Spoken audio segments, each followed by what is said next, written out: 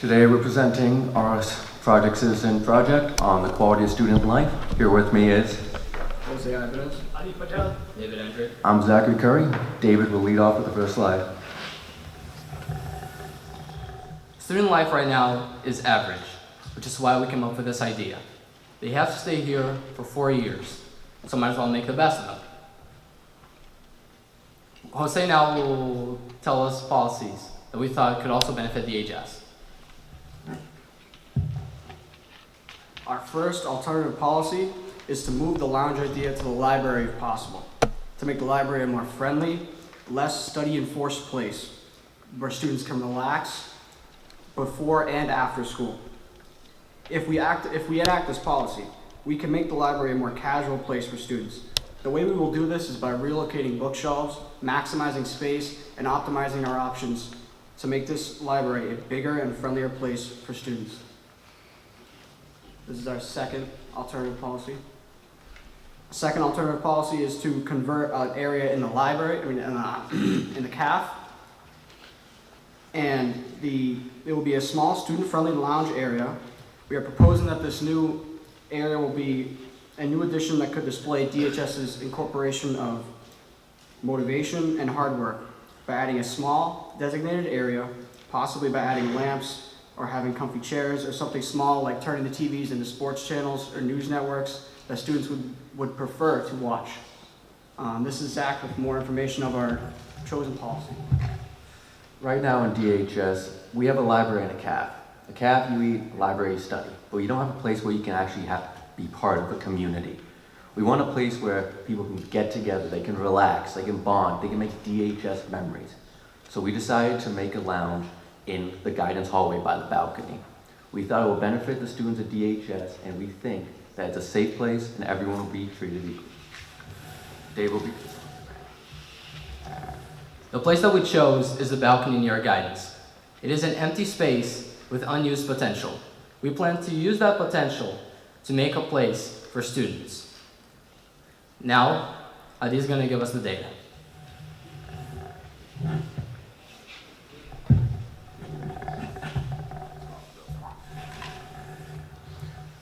We did a lot of research on this and we looked up what is happiness. But when we looked it up, one key theme kept popping up. We cannot buy happiness, you can't get happiness by yourself. Happiness is not something you can do by succeeding alone. Happiness is when you're part of a community, you can celebrate together, you can bring memories together and create new ones. We think if we add a student lounge, we can bring core themes into DHS, such as happiness, teamwork, and creating a lasting community that people remember. Adid will now go on to tell about the statistics we got from the survey. So we took survey over 160 students and we asked everyone, do you think the majority of students that attend THS wants or need a student lounge? As you can see the graph, there is 74.4% say yes, they would like to have a student lounge. We also asked them, do you see yourself using a student lounge? As you can see, 73.8% say yes. That means if we create student lounge, they would like to use student lounge. Now Zach would like to go on. If we were going to do so, we have some ideas how we can do so. We thought of possible people we can get in contact with so we can make it happen. First, we thought, why not go to guidance? Because they really connect with people. When you don't know what to do, you can go to guidance, you can relax, you can have a good time and just socialize with a guidance teacher. Then after that, we can go to administration. Find a way to fundraise it. Maybe get a rally, maybe get a fundraiser. Find a way so we can make it reasonably cheap to get. Finally, we'll connect with the students to see what they want, from charging stations to maybe another couch or a color theme they want, so we connect to the students. In conclusion, we think DHS right now is a little bit grim with gray walls, gray pillars, gray chairs, and we think we can really make the place better by adding a student lounge that can really impact the community of DHS. That's all. Thank you.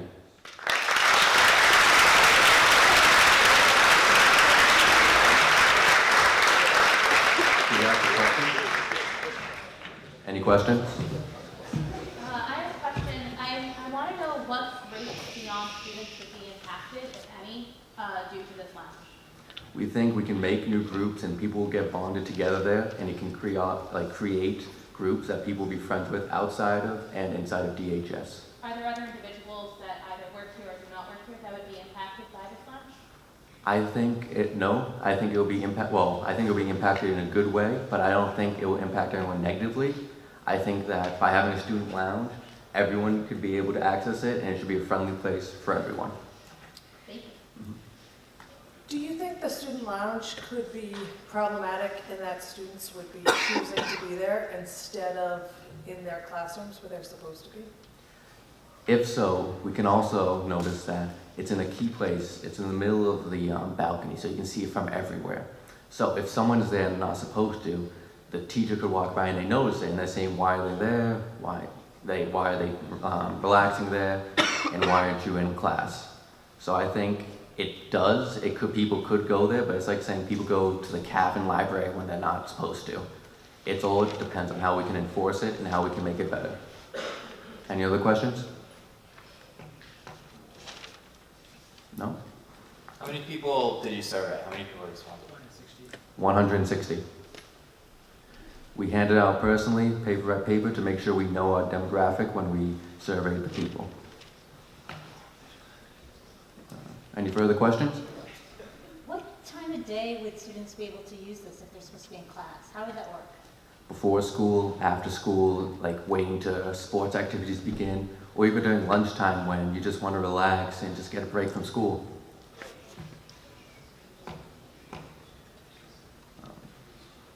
No further questions?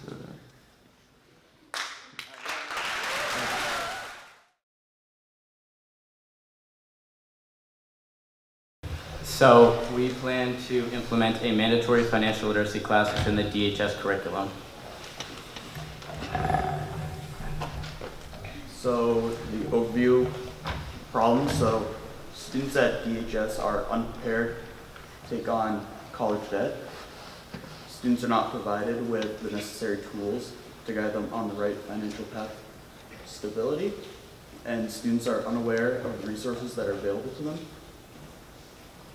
So we found that the cost of college continues to increase as colleges become more competitive, but at the same time, the average family income has plateaued, and so many families find themselves not being able to fully pay for college.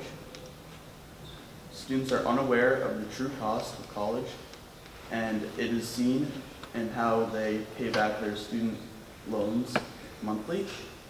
So the average is $351 and the median is $203.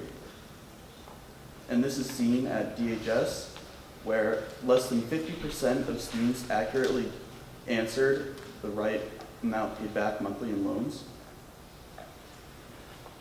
And this is a very large problem here because 92% of students plan on attending college, but at the same time, less than 50% of them feel they're prepared to attend college.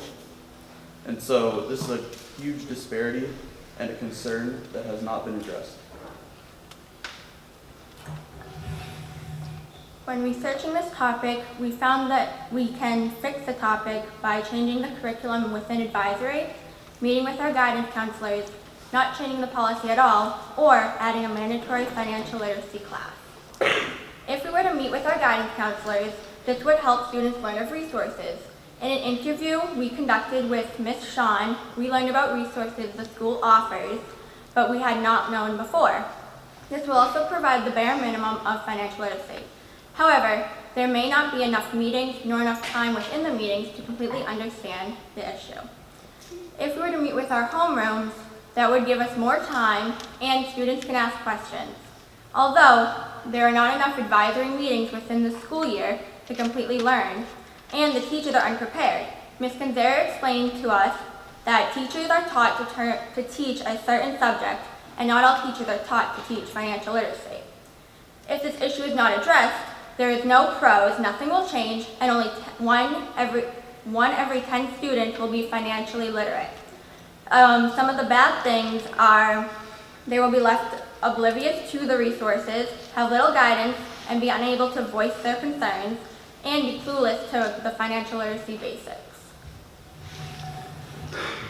The final policy, and the one that we thought would be most beneficial to the students at THS, would be to implement a mandatory financial literacy class within the curriculum. This policy would ensure that students were provided with the resources and that those resources would then be known to the students who right now have no idea what they are. It provides students and parents with the peace of mind that their students will be put on the right path to financial success in the future, and it will help guide the students throughout their 4 years here to help them see what they can do in order to set themselves along that right path. The cons would be it requires another teacher to take on another class, but I would say that in the end the result outweighs what the con would be. Our next steps would be to raise awareness of this problem and explain the goals and visions that are intended. We do this by making announcements, creating posters, and using social media to spread the word. We would then gather support from teachers, administration, students, and parents. Once we have that support, we can implement this idea of using postgrads and alumni to come and speak to the children, because when spoken to by an adult, they may not listen, but if they're spoken to somebody who has already gone through this, they'd be more attentive. After that, when we have the students, parents, and everybody on our side to support it, we can bring it to the student council. With our individual school being on board, we can then contact other schools and get them on board. When those schools are then on board, we can bring that to the Board of Education. This is not a problem that will be solved within 1 year, but without a start, there will be no solution. We're not trying to teach the kids the bare minimum of this topic, but we would like to give them the complete overview so that they can be successful in their futures. That's it.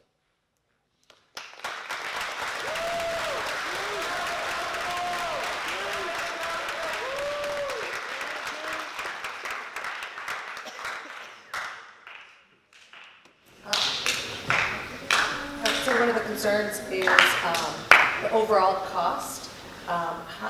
In that you will, obviously you had said you need a teacher to teach this. Have you thought about how you would address that issue with the school committee or with the people making decisions? Absolutely. We would have conversations with several teachers about, one, who would be able to teach the class. We know there's already a class that isn't mandatory as of right now. We would have fundraising ideas in order to do this. Plus, as if many students see that this is like going to help them in the future, then they're going to be in full support of this, and eventually that the cons will outweigh. So. I'm wondering about this idea of bringing it beyond, I guess I'm a little confused. So are you suggesting that not only would this school adopt such a class, but that you'd want it mandatory in like Massachusetts? I guess I'm confused by that last point, as well as we can take this matter to the Board of Education. Right, so this could be a statewide issue. I know it affects most families across the country. So if we can implement this within our own school and get our own school on board and see if it works, we can then contact other schools. Once we have a majority of schools just within Massachusetts, we can start to expand broader and be able to just make this an overall solution to this problem. Is there anything that you thought about too late in your research, but that if you had more time, you would have liked to look into? Yeah, so we could have gone to other schools and see what they're doing to give students resources to help them with their college expenses. And we could have also started a small focus group and implement a small curriculum there and see how much they learn and benefit from it. Thank you. So one argument might be that you have some good data to say that students feel unprepared to pay for college. And it was a really solid argument and a lot of information that college is expensive and students know that. To somebody who might say that there's not enough evidence that students don't have the financial literacy skills they need, how would you respond to that? Can you repeat the question, please? Yeah, so basically, say that, I don't necessarily agree with this, but just say somebody said that the data you presented isn't persuasive enough that students don't have basically that what's the need for the course? You're not showing me enough that students lack the skills that you're saying they are. In some of the research we found that most colleges don't want to provide scholarships to both low-income or middle-class families. So they only want to help the low-income families. So now middle class is suffering as well. Do you think there's a benefit for this course for students not planning on going on to college? Yes, because Ms. Gandera explained to us once they become 18, their signature is binding, and most students don't understand that, so this will help them learn. Also to add on to that, having the basic financial literacy skills will help them in the future even if they don't go through college. If it has anything to do with just banking, their jobs in general, and just anything else in their future that would involve money or literacy at all.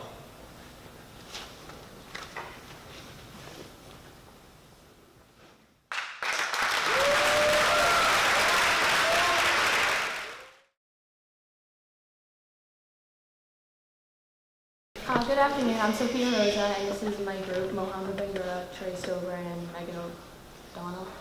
And we're here to present our project Citizen. Walking is an everyday hobby for some people. It's even the only mode of transportation for some. But when there's no crosswalks or signals, this means that there's no safety precautions. They can't get groceries allowing their families to eat. They can't get an exercise to maintain a healthy lifestyle. They can't get to the bus stop, potentially preventing someone from getting to and from work. All of these activities are done with an extreme amount of caution or are not done at all because of the absence of crosswalks and signals. This problem affects many people, including our group member Mohammed and other residents on Rand Circle when trying to safely cross Route 62.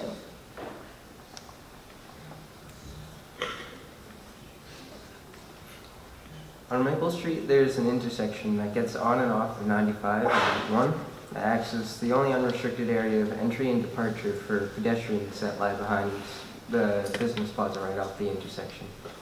Unfortunately, there's no crosswalk sign or lights that indicate when it is safe for a pedestrian to cross in order to indicate to the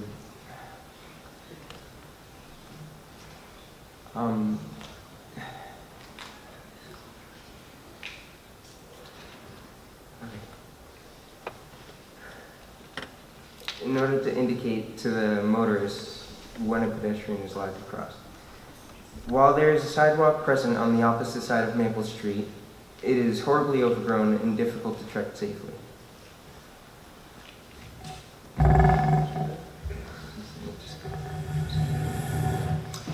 Alright, one of our alternative policies was to put a crossing bridge in order to not interrupt the flow of traffic, but yet make sure that all the pedestrians get across safely. The problem with this is that it costs too much. It's $115 per square foot without even including the cost of labor and the tools to get the job done. Because of this problem, our group decided to go in and search for another alternative policy, which led us to just putting down a normal crosswalk. Yet this is the least expensive option. It's also the most dangerous because cars will most likely just ignore it and go by without checking to see if a pedestrian is crossing. We came to the conclusion that a controlled crosswalk would be the safest and most effective solution to this problem. A controlled crosswalk would force traffic to stop by changing the light from green to red and giving pedestrians at least 30 seconds to cross.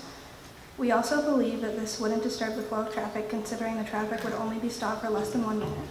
Taking into consideration the residents of Rand Circle and the many others that live in this area, we think their daily safety should be a priority. For our solution to work, we would need to put in a pedestrian walk or countdown lights. This would cost approximately $4,900 and also $7 for every square foot of the crosswalk. Another cost we would have to add in would be the supplies to paint the crosswalk. For 18 liters of paint, it costs around $97, and for every 150 feet of marking tape is about $50. For our action plan, our main goal is to bring the problem to Town Hall. In order to get this policy enacted, we first must raise awareness of the problem. We can get local news coverage and have our own segment on Danvers Community Access Television and also raise awareness through the local newspaper. From there, we will bring this problem to town management. If they believe it's worth it, let them research more about the issue, cost, and time. We can provide them with the research we already have, but they'll obviously need more precise information. We would then need a town vote. Finally, we hope this gets approved by the voters so we can complete our project. In conclusion, why do we continue to put residents in danger when all we need is a moderately simple change that could save lives? This problem doesn't only affect Rand Circle, but all Danvers residents, especially near the Hawthorne area. We shouldn't have to wait for a deadly accident when we could easily prevent one. Thank you.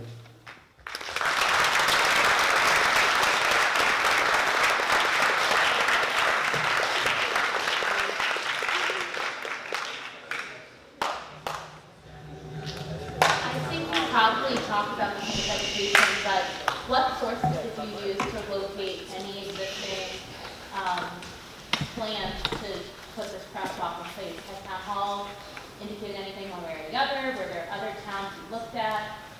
Just curious about your sources you researched.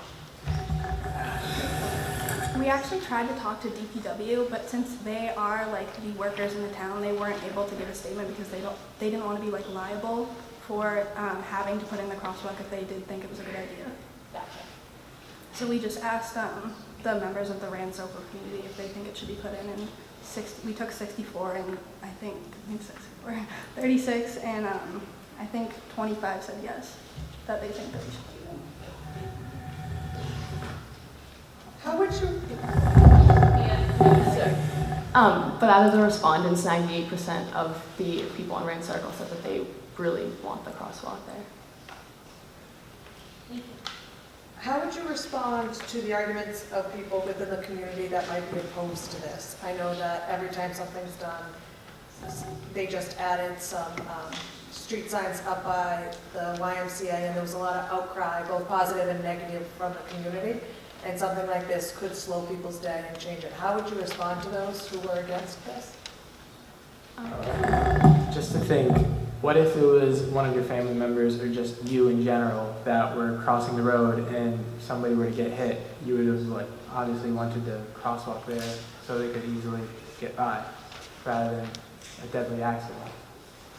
Were you able to find any evidence or statistics on people trying to cross there, or any kind of accident statistics of people actually running, into that problem of pedestrians being hit, for instance? Within the past 2 years, death rates have raised 60% for all pedestrians from trying to cross the road without a crosswalk. At that place, at that specific Not that part? specific intersection, but Is that within Danvers or Massachusetts? Massachusetts. So 60% increase in pedestrians? 16.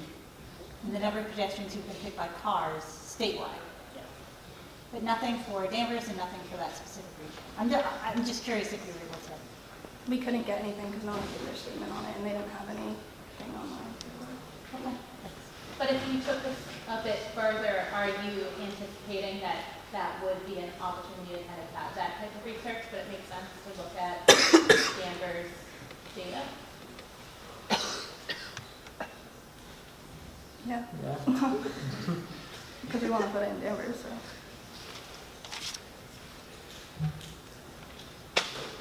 What other stakeholders, almost not that. What other stakeholders do you think we should involve, or wish that you did involve, looking back on it? Wait, can you repeat the question, please? Yeah, who else would you talk to if you had more time and more resources to make this a reality? I was thinking about this, and I was thinking the police officers and what they personally think. I always see people walking and trying to cross, and there's always a police officer right next to me when I'm doing so. So maybe they'll have something to say about that.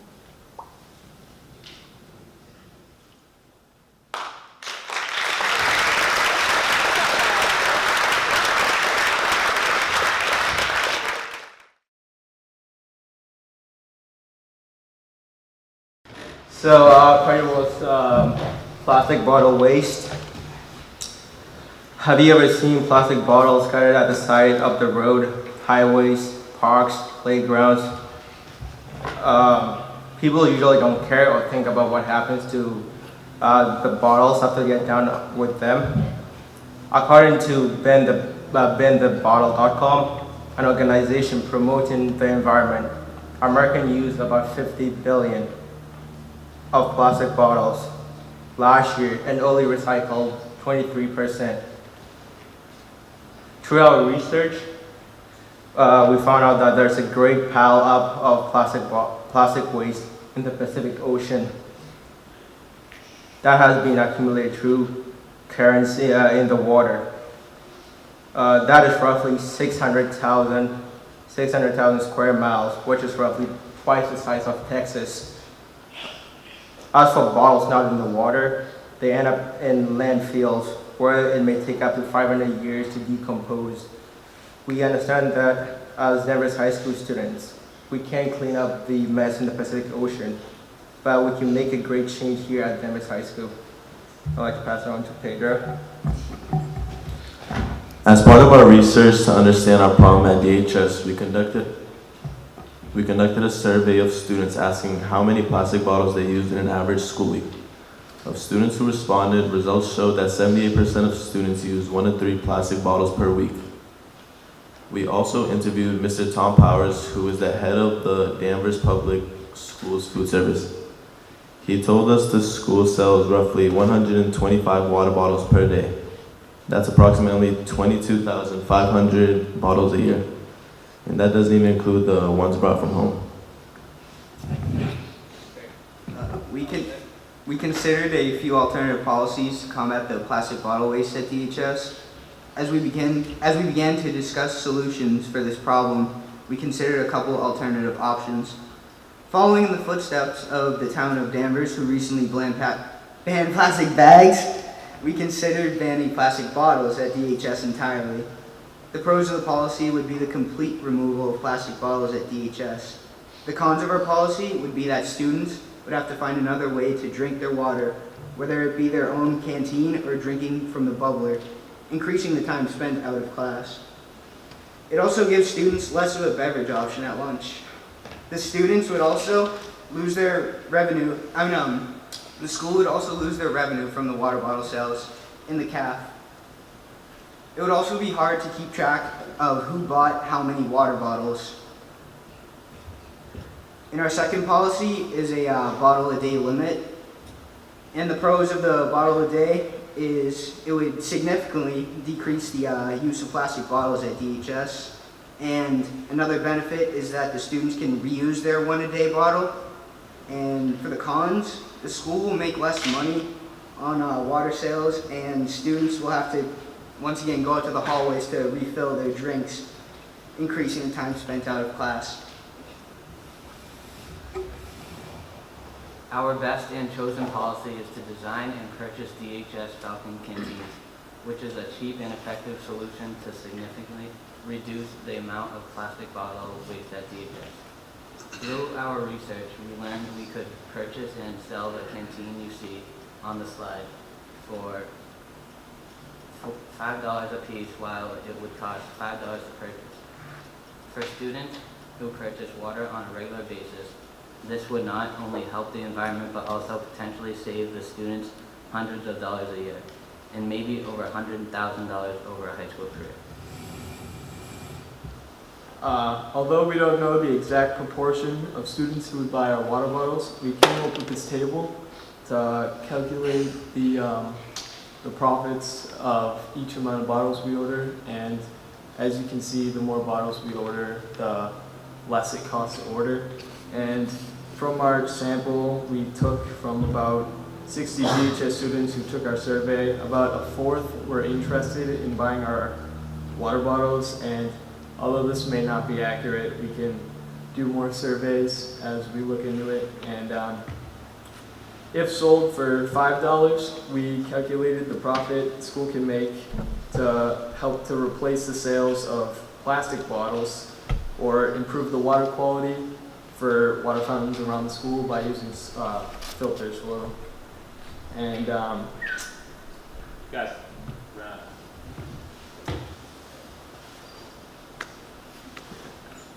any questions? Thank you. Have you thought at all about the cost of water? So I know, like, would people be using bubblers to fill it up, or if not, if they're using like the Poland Springs thing in the office? There's only like 1 or 2 of them right now. Have you thought about what that would look like, or any solutions to that potential problem? Yeah, we could use the traditional bubblers around the school, or maybe get an attachment that has the overhead, and you push the button and you put your water bottle underneath, and it displays the water and tells you how much plastic bottles you saved by filling up that plastic bottle.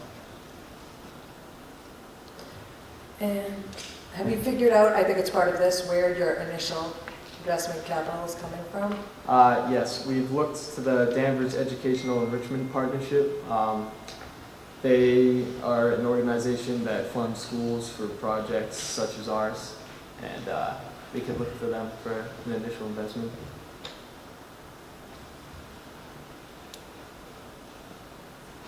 How much time do you think that this project, I'm looking at your action plan right now, but how much time do you think that all this would take place?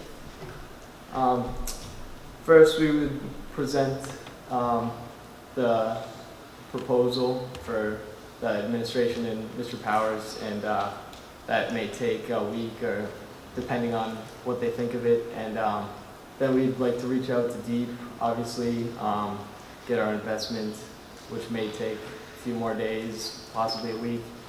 And ordering the canteens may take about a week too. So in total, it's probably about like a month. And then my second question is, how are you going to ensure student buy-in from the general Danvers community at large? We could use the school store or just promote them with maybe like advertisements using papers around the building, like tape them up around the hallways, maybe conduct a few more surveys, post them out and see who would like to buy them. Maybe just promote them, gain interest.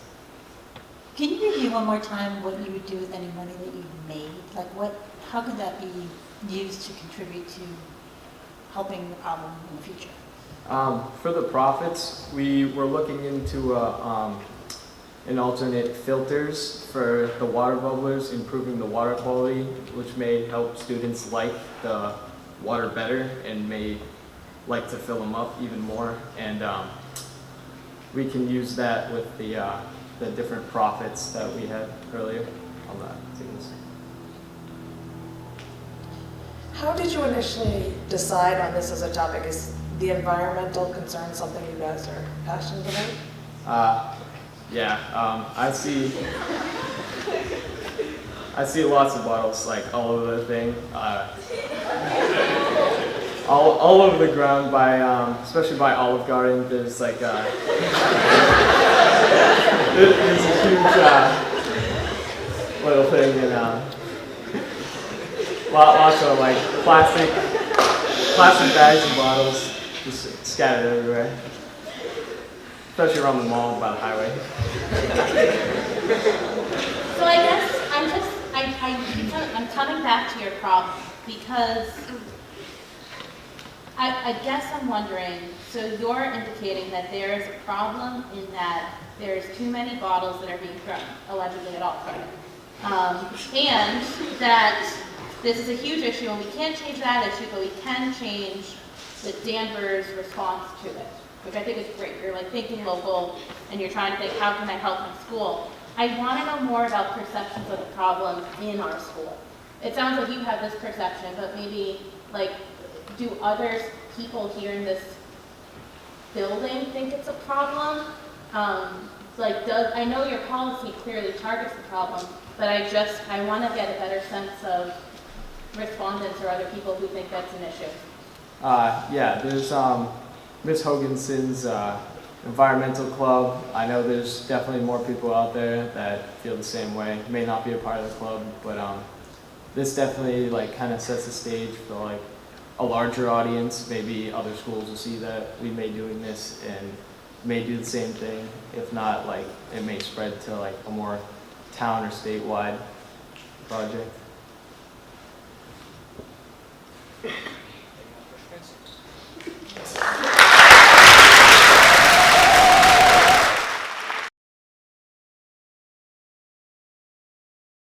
We're here to discuss color in the school.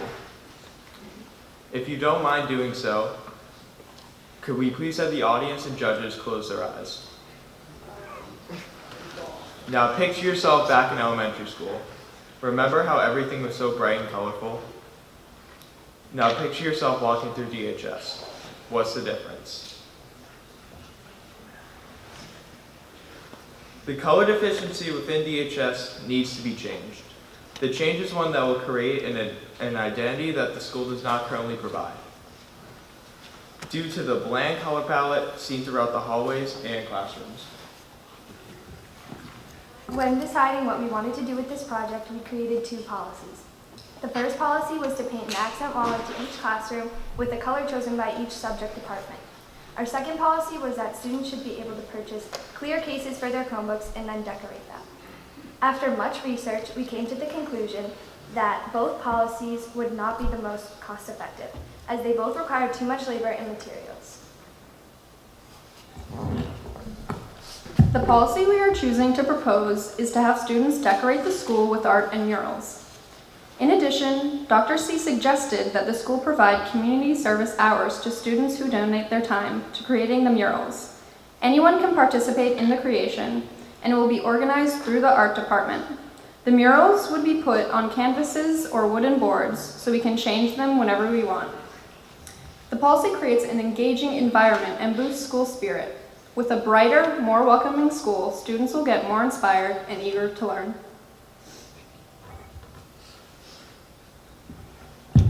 We surveyed 168 students, where majority voted that they want more color incorporated into the school.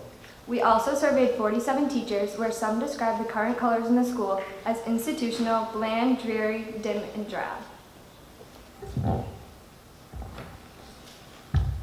When analyzing the data we collected from the interviews and the surveys, we concluded that making the murals would be the best path to choose because in the interview with Dr. Colombino, he described the colors to be old, standard, generic, and uniform. And by adding the colorful murals, we feel that this can be changed. For our action plan, first we want to contact the student body and the teachers to see what they want what type of murals they're going to see around the school. From there, we'll take the proposed designs to the school board to get approved to make sure they correlate with the core values that DHS has. Second, we want to implement, so we want to get the materials that the students need to make the murals. And when they're done, we'll put them up and we'll have a reveal day, so all the students will walk around the school to see the different murals and all the hard work that the students put in. And third, to continue this, we want to have each incoming freshman class make and design a mural that represents them as a whole, so when they come through Danvers High in the 4 years, that they have something to, they have a piece of them in Danvers High. So this is an example of what a possible outcome could be. This hallway, this wall is on the art wing. This is the before, and this is the after. For the rest of the school year, please take the time to look around you and think about what you want to see at DHS. Thank you.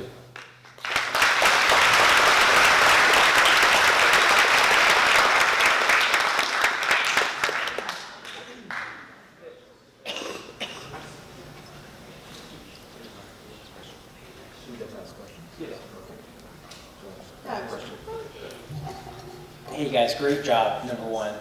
Very articulate, well presented. My question is, have you or did you go and visit any other schools to get ideas on how they might present color?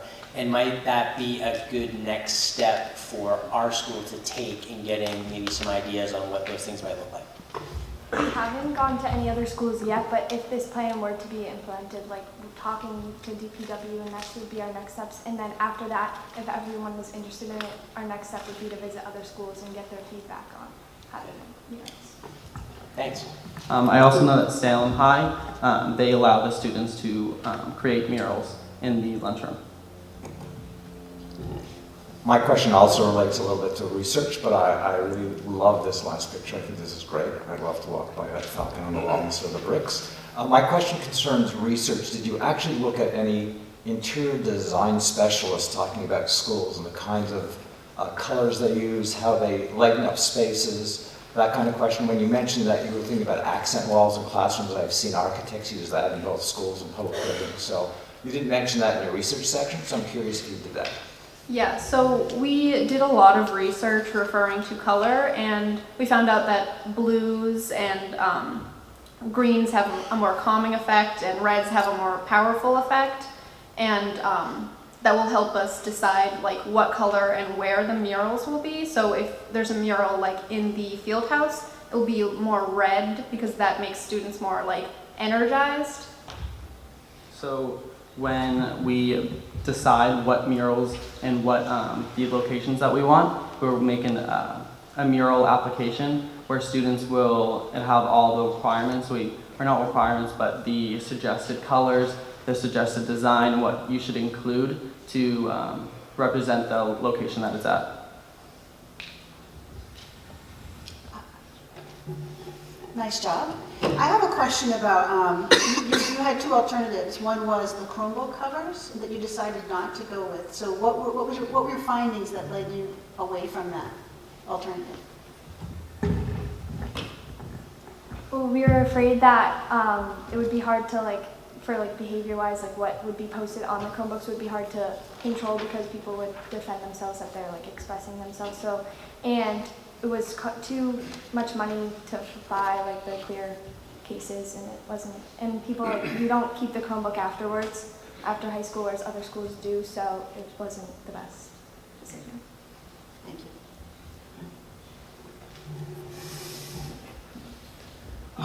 Great job to the panelists. Just a quick question. I understand the concept of murals. Actually, I have two questions for you.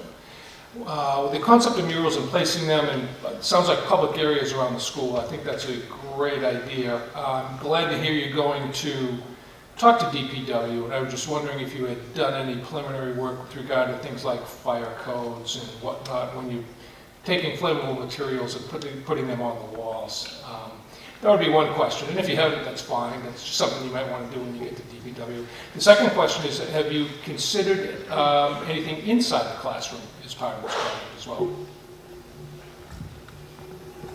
So our beginning policy was to actually paint one wall in the classrooms, but through research we found that this was it cost too much because to paint one wall it costs around $80 because the paint required, depending on the size of the wall, obviously, but we wouldn't be able to paint one wall.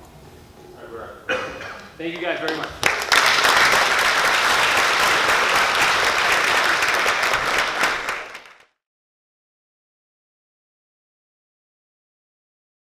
Our policy is student wellness days.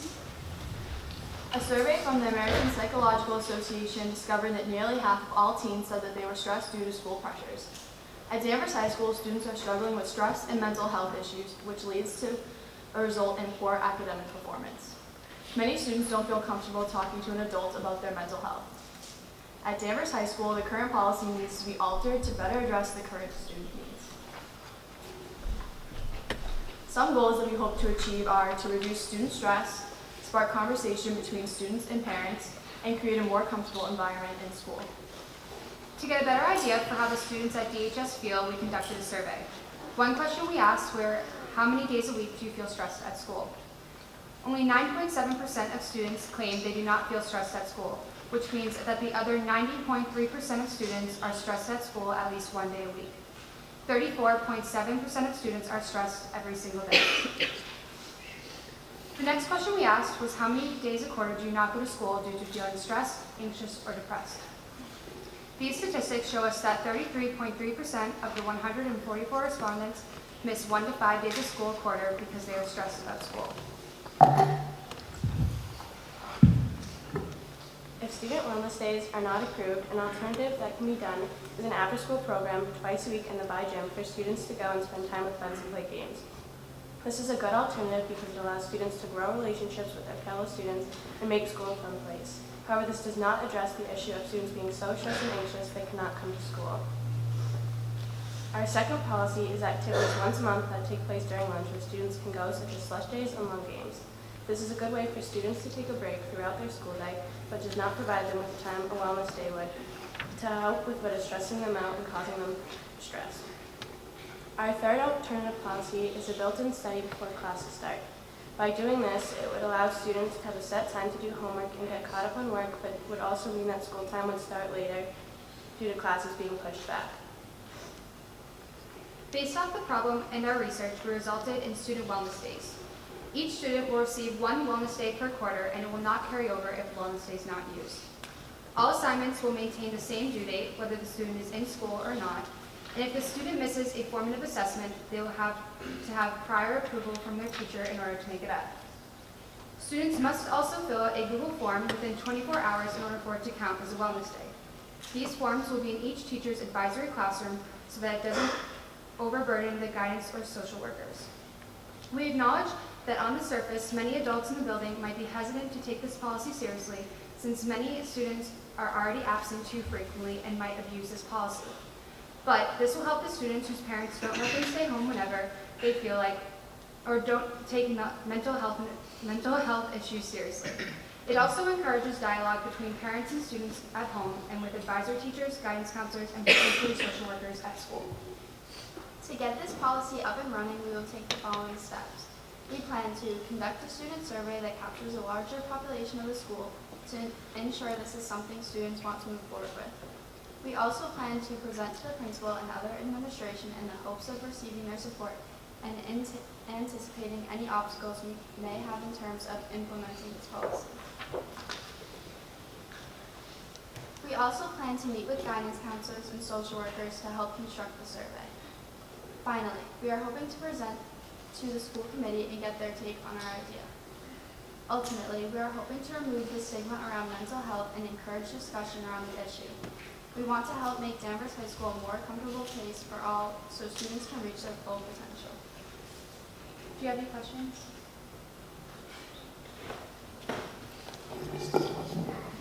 That was a great presentation. I actually really loved your research and the graphs. They were great visually.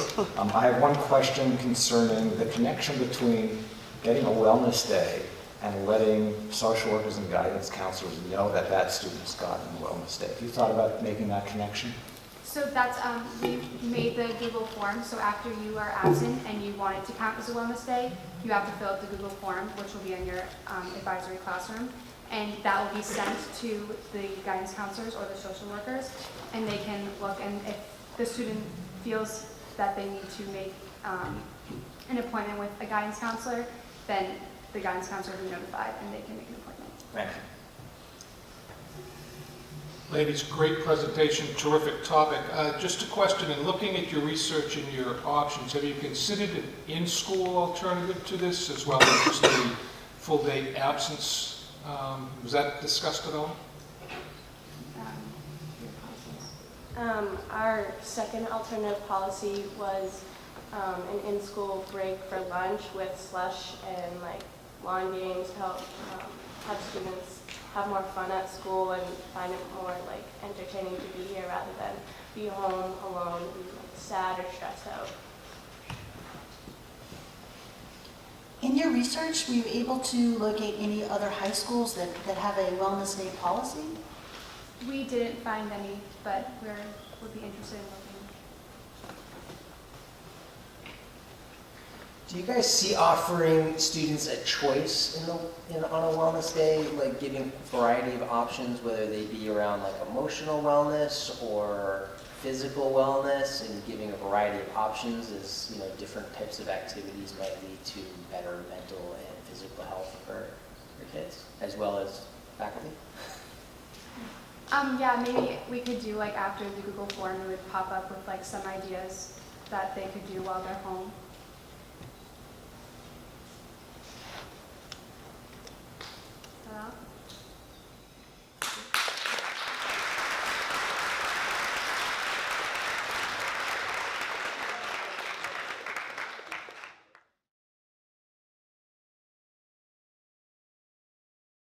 Good afternoon. My name is Matt Bedard.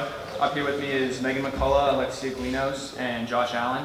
And we chose to research snow days, and we came up with a policy we think everyone can agree with. During our research, a problem we found is that students are too emotionally drained at the end of June due to the snow days prolonging the school year. The makeup days at the end of the year don't benefit students' learning and serve only to meet the 180-day requirement. When schools and offices are shut down due to the weather, the adults are able to complete their work at home using technology. And if adults are able to work through these rough conditions, why can't students? So during our research, we found that there's the snowfall ratings and employment contracts in Danvers, and we also researched student and teacher emotions towards snow days. It was found that there must be an alternative or change in the current policy based on this information. So teachers' contracts expire July 1st, and so if there are snow days that add up past this date, a problem will occur. And this contract coincides with the state law that 180 school days must be completed, and snow days need to be made up one way or another. So students and teachers, when responding to our survey we created and sent out, they were seen to agree that there must be a change. And also, snowfall is not preventable, so there must be a policy in place. So in our student survey, we asked if they would be open to the idea of working through snow days to make up the work so they wouldn't have to come in June, and 75% of the students agreed to this. And then when we allowed them more time to make up the snow day work, 93% agreed to this, so the amount rose after we offered them more time to complete their work. So after releasing a student survey, we then released a teacher survey because we believe that teachers' opinions are just as important. So we asked, would you allow a few days for assignments to be completed in the case of power outages or other problems? And 89.5% of teachers said yes. And then another question that we asked in our survey was, do you think that having the option of doing snow day work could be a good idea of not having to make up school in June? And 86% of the teachers said yes to this. For one of our alternative policies, we decided to start school before Labor Day. If the school year begins before Labor Day, there are many more opportunities for snow days which will not interfere with the teacher contracts which end in July. Another idea that our group has researched is that we could shorten the length of either February or April break. So our proposal are blizzard bags, and they are an option aside from staying later in the school year. High school and middle school students will be given work on the one-to-one Chromebooks and have a few days to complete the work for a grade. Elementary students, since they do not have the same technology as we do, will be given blizzard bags, and they are either small bags or folders with schoolwork for students to complete during their snow day. This will allow for the days missed to be made up, and no days will be added at the end of the year. Our policy will have students working when they're supposed to be and enjoying summer when they should be. For our action plan, we have already started it. We sent out a survey to both students and staff asking whether they would agree with our policy. We then will talk to the head of school administration, Dr. Dana, and Dr. Colombino, who we already have had an interview with. And we will tell them how the student body and faculty agree with our policy. Next year we will double check with the student body and staff and parents to see if this is a possible solution that they agree with and the policies and requirements that they will be held to. We will also hold a school assembly next year for each grade to re-explain the policies to each grade and what they will be held to. We will then implement the proposal for a pilot year, which Beverly is doing now. In fact, we actually held an interview with Mr. Federico, whose students go to Melrose. And in Melrose, they actually have this policy in place, and he actually agrees with what we are trying to do here. We will then implement our proposal for the future years of Danvers High School. This concludes our presentation. At this point, can we clear up any questions?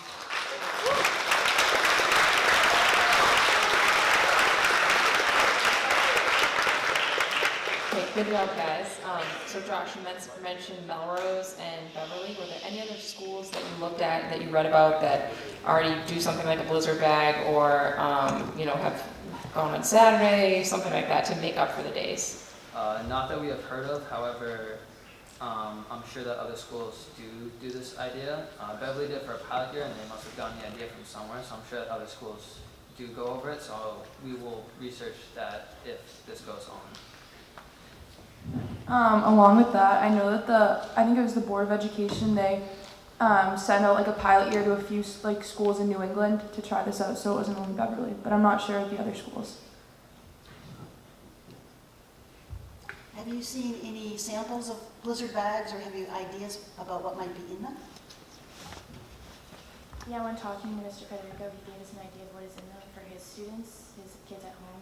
He said he had a 4th grader, so they didn't have the one-to-one Chromebooks like the high school does, so he said his student got a folder, and he had math homework and additional work to do with it. We also think this is a good idea for the AP classes, because snow days usually fall behind in AP classes, and especially because we don't start before Labor Day, we don't have as much time as other schools have for their AP classes to learn before the AP testing. Along with that, the AP classes can't make up the work at the end of June. The exam is in May, so they wouldn't get the time allotted. I have a two-part question. The first part is, if you do snow days with Chromebooks, I'm presuming you mean with classroom, the expectation is work will be in before midnight that night? So That's one part, my do both parts. And the second part is, when is the expectation that faculty, that teachers will actually begin working on that and marking that for you? Will the expectation be the same day? Well, in our policy, we're hoping to allow students an extra couple days to complete their work, so maybe not midnight of that day, maybe either the following day or the day after that, because you never know what's going to happen when it snows. If someone could have a power outage or something like that, which would make them not able to complete it that night.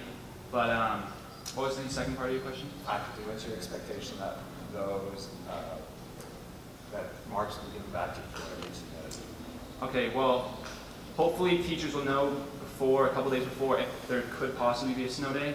So they'll be grading it either along with the work they would normally grade, like homework or classwork. So it'll just go in addition to the work they're already grading for their class. Thank you, guys.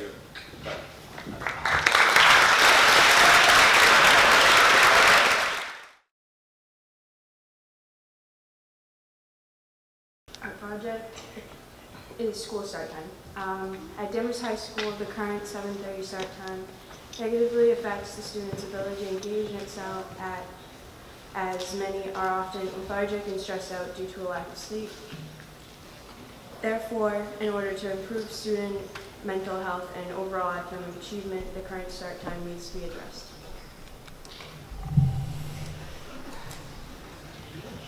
For our research, we used several online sources. In these sources, we found that lack of sleep is linked to long-term effects, such as increased rates of depression and addiction. It is also linked to short-term effects in mood, behavior, and cognitive ability. We also learned that adolescents require between 9 and 9.5 hours of sleep each night. We also looked at other schools who have tried this, a later start time, and they have seen better student attentiveness and fewer disciplinary incidents. Along with our online research, we did a survey. In order to determine that the lack of sleep was affecting Danvers High School students and worthy of our time and attention, we took our survey. The survey showed that 75.5% of students get 7 or less hours of sleep each night. 63.3% of students who took the survey say they are stressed in the morning due to the start time. 79.6% of students who took the survey said that more time in the morning would be beneficial.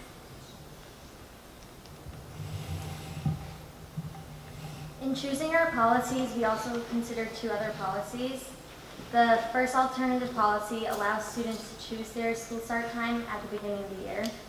You could choose 7:30 to 1:55, where students would have a study during the first block, and this is the time where the buses would run. Or they could choose 8:30 to 2:55, and students would have a study last block, and with having both options, everyone can choose what's best for them.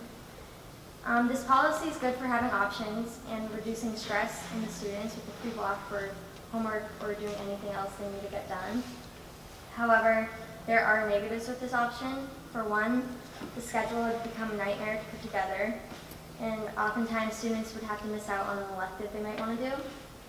Also, teachers would have to be paid more, meaning either taxes would raise or fundraisers would have to happen. And the other policy is to add a rest time during lunch block to help students lacking enough sleep. This would be 25 minutes of lunch, 25-minute rest in class, and a 50-minute usual class. This would help some have a better attention span, leading to academic achievement. But some people might want a later school start time to do other things than sleep. And also, those who don't want to rest might distract the other people who are trying to rest. So the policy our group chose was to push the school start time back 1 hour. Therefore, we'd be starting at 8:30 in the morning and ending at 2:55 in the afternoon. After analyzing our data, we realized that our pros largely outweigh our cons. According to our survey, 58.3% of DHS students feel drowsy when driving to school. Now, by pushing back the school start time, this would allow students to be more awake and alert when driving, which would decrease the amount of accidents that occur.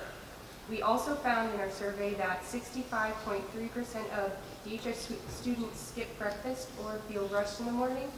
And we believe that our proposed policy could allow students to eat a healthy breakfast and decrease the amount of stress and anxiety that is brought about due to the school start time. We also found that there are very few cons to this policy, and the two that we found were that the bus fee would have to slightly increase due to the amount of buses. We would have to get more buses, that way students get to and from the school, and the after-school activities would be pushed back to later in the day. So what we need to do to put forth this policy is during an advisory, take a school-wide student survey to ensure that this is a policy that the student body wants to pursue. Assuming that the majority of the student body is on board, consider making the Danvers elementary school start time earlier and research the cost of the additional buses if necessary. We would present our policy to high school administration, including Dr. Dana, Mr. Taberna, and Ms. Wormers, to answer the questions, receive feedback, and get their approval. Lastly, we would bring our policy presentation to the Danvers School Board. Good job.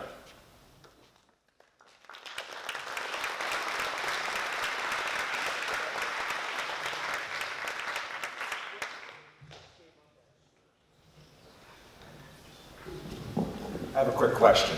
Did your research show anywhere that with a later start date, student actually stayed up later because they actually didn't have to get up so early? We did not find any research on that. Did you consider what parents would want? Yes, we considered that, and if we were to go forward with this, we would survey the parents too and see if they would be able to bring their children to school, or if they do drive their kids to school, and what they thought about the cost of the buses. Good job with the presentation, guys. If you did go with the earliest start date for the elementary school students, were you able to find any research on cognitive or lethargy or any of the other issues that you referred to in the presentation of problems with high school students?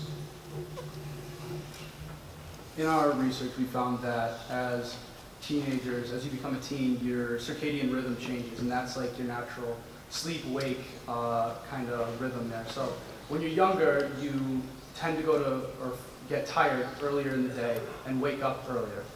Where when you start to get older into adolescence and teenage years, you do start to go to sleep later and wake up later, and I think that's why this would be a good idea.